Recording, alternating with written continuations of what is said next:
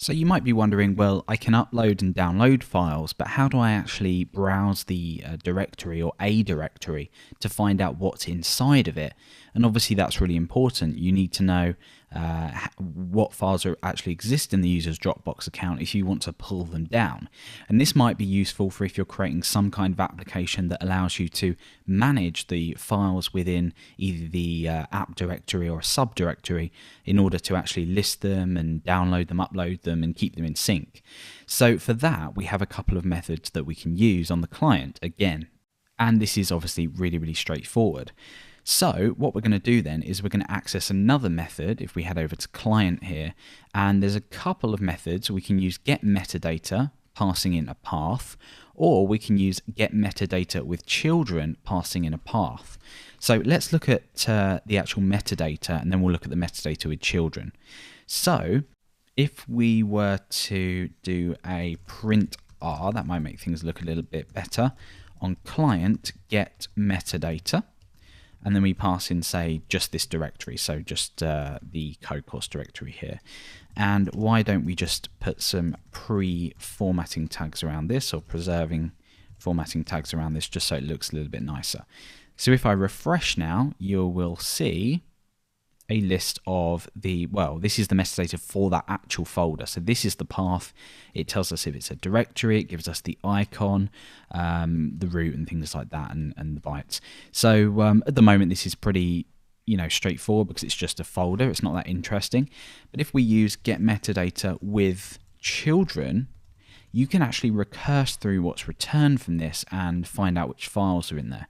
So this again is pretty straightforward. We have an array with again the metadata for that actual path, but then we have contents, and that contains another array with keys based on all of the different files and folders that are in there.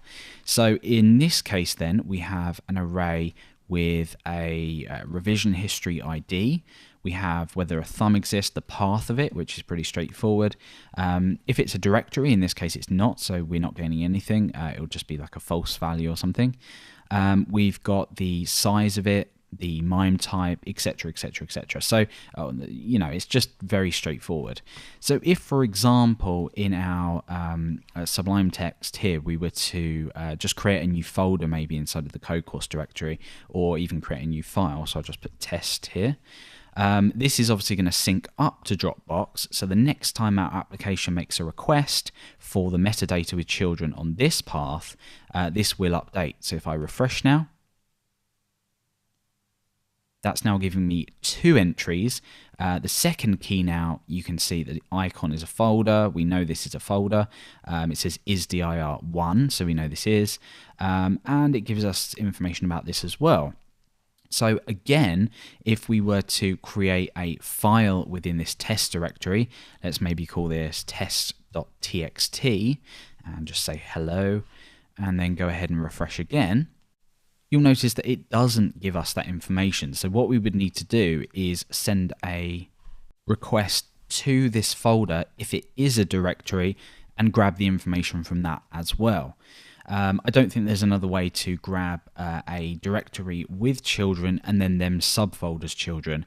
It's probably a case of if you were to creating some kind of file browser, you would have to go ahead and have the user click on this directory and then again make another request for the directory with children.